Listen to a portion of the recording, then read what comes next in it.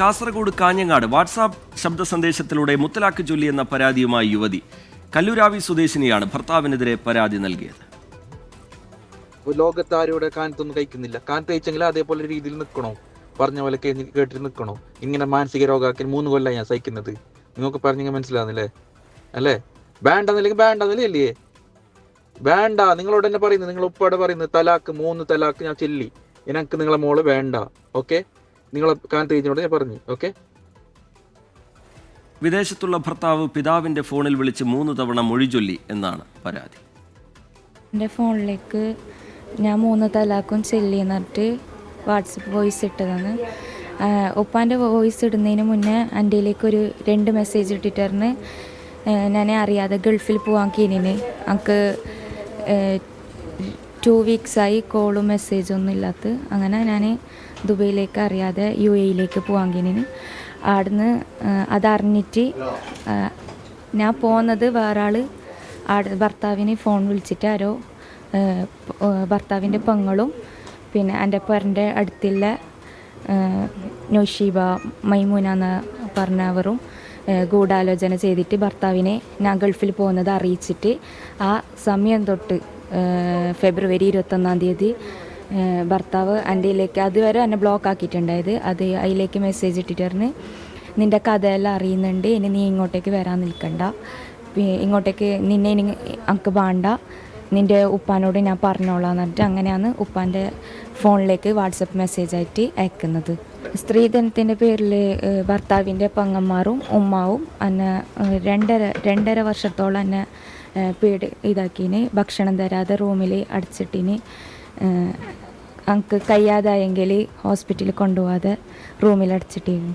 സ്വർണം കുറഞ്ഞതിൻ്റെ പേരിലാണ് അപമാനിച്ചത് ഭർത്താവിൻ്റെ ഉമ്മ.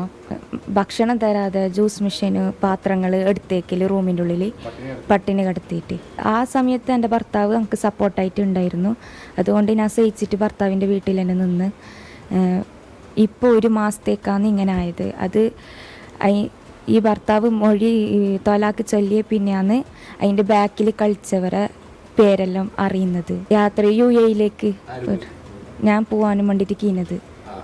ഭർത്താവിൻ്റെ ഹസ്ബൻഡിൻ്റെ അടുത്തേക്ക് പോകാൻ കീഞ്ഞത് നേരാവും എന്നിട്ട്. പക്ഷേ ഭർത്താവിൻ്റെ പെങ്ങളെ ഭർത്താവും അയൽവാസികളും കൂടിയിട്ട് അതില്ലാതാക്കിയത്. സ്ത്രീധനം ചോദിച്ചിട്ട് കുറഞ്ഞതിൻ്റെ പേരിൽ സ്ത്രീധനം ചോദിച്ചതിൻ്റെ പേരിലും അപമാനിച്ചിരുന്നു. ഉമ്മാനെയും ഉപ്പാനെയും ഉപദ്രവിച്ചിരുന്നു. എൻ്റെ ഫോണിലേക്കാണ് മെസ്സേജ് അയച്ചത്. എന്താണ് അതിൽ പറയുന്നത്? അതിൽ എൻ്റെ മോളെ 3 തലാക്കും ചൊല്ലി, എൻ്റെ വോയിസ് ക്ലിപ്പ് അടക്കമുണ്ട്. ഇതിൽ 3 തലാക്കും ചൊല്ലി എന്ന് പറഞ്ഞിട്ട് എൻ്റെ മോളെ വേണ്ട. നേരെ ആയിക്കോട്ടെ പറഞ്ഞിട്ട് ഞാൻ 31,000 രൂപ കൊടുത്തിട്ട് ടിക്കറ്റ് എടുത്തിട്ട് അവളെ അങ്ങോട്ട് അയക്കാൻ വേണ്ടി കഴിഞ്ഞാണ്. അപ്പോൾ ആ തലാക്ക് ഇങ്ങോട്ടിട്ട് മാനസികമായിട്ട് അവരെ വീട്ടുകാരെ ഹോണസ്റ്റ് കുറച്ച് നാൾ വരെ നേരെ തന്നെ ഉണ്ടായിരുന്നു. പെങ്ങന്മാരെയും ഇവരെയും സമ്മർദ്ദത്തിന് ഇതായിട്ടാണ് ഇങ്ങനെ ഇതാക്കിയിട്ടില്ല. പരാതി കൊടുത്തിട്ടുണ്ട്. നിയമപരമായിട്ട് നേരിടാൻ തീരുമാനം. ഭർത്താവ് അബ്ദുൾ റസാഖും കുടുംബവും സ്ത്രീധനം കുറഞ്ഞു എന്ന പേരിൽ പീഡിപ്പിച്ചുവെന്നും യുവതി പറയുന്നുണ്ട്. അരുൺ പാറക്കൽ വിശദാംശങ്ങളുമായി കാസർഗോട്ട് നിന്ന് ചേരുന്നുണ്ട്. അരുൺ, ഗുരുതര സ്വഭാവത്തിലുള്ള പരാതിയാണ് ഉയർന്നു വന്നിരിക്കുന്നത്. ഈ മുത്തലാഖ് പരാതി, അതിനൊപ്പം തന്നെ ഈ സ്ത്രീധന പീഡനം ഭർത്താവിൻ്റെ വീട്ടുകാർക്കെതിരെ യുവതി ഉന്നയിക്കുന്നുണ്ട്. ഈ യുവതിയും അവരുടെ കുടുംബവും വിശദീകരിക്കുന്ന എന്താണ്? ഇതിൽ തുടർ നടപടികൾ എങ്ങനെയാണ്?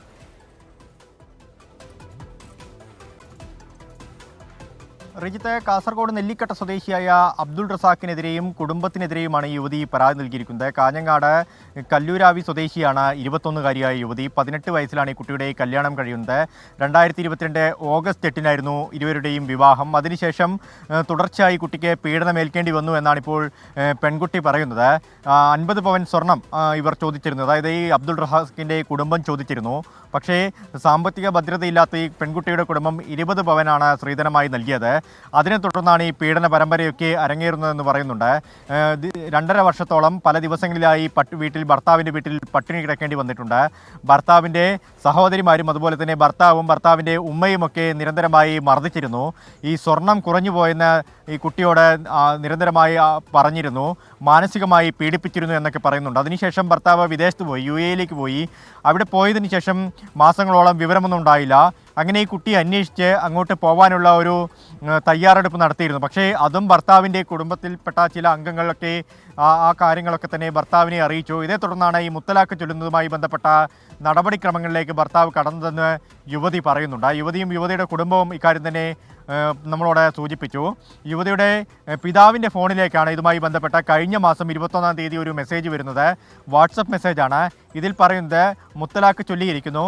ഇനി ആ പെൺകുട്ടിയുമായി കല്ലൂരാവി സ്വദേശിയായ ആ പെൺകുട്ടിയുമായി അബ്ദുൾ റസാഖിന് യാതൊരു വിധത്തിലുള്ള ബന്ധവുമില്ലെന്ന് ഈ ഒരു മെസ്സേജിൽ പറയുന്നു, വാട്സപ്പ് സന്ദേശത്തിൽ പറയുന്നുണ്ട്. ഇത് ചൂണ്ടിക്കാട്ടിയാണ് ഇപ്പോൾ ഹോസ്ദുർഗ് പോലീസ് സ്റ്റേഷനിൽ ഒരു പരാതി ഈ പെൺകുട്ടിയുടെ പിതാവ് നൽകിയിരിക്കുന്നത്. നിയമപരമായി പോരാടാനുള്ള ഒരു തയ്യാറെടുപ്പിലാണ് ഈ കുടുംബം ഇപ്പോൾ ഉള്ളത്. കോടതിയെ സമീപിക്കാനുള്ള തയ്യാറെടുപ്പുകൾ നടത്തിക്കഴിഞ്ഞു. നിലവിൽ 2019 ഈ ഒരു മുസ്ലിം സ്ത്രീ സംരക്ഷണ നിയമപ്രകാരം ഇങ്ങനെ മുത്തലാഖ് ചൊല്ലുന്നത് അത് നിയമവിരുദ്ധമാണ്. 3 വർഷം തടവ് ലഭിക്കാനുള്ള ഒരു ശിക്ഷയാണ്. എന്തായാലും അത്തരമൊരു കുറ്റകൃത്യമാണ് ഇപ്പോൾ നടന്നിരിക്കുന്നത്. റീജിത്ത്, അരുൺ പാറയ്ക്കൽ കാസർഗോട്ട് നിന്ന് വിശദാംശങ്ങൾ നൽകുകയായിരുന്നു.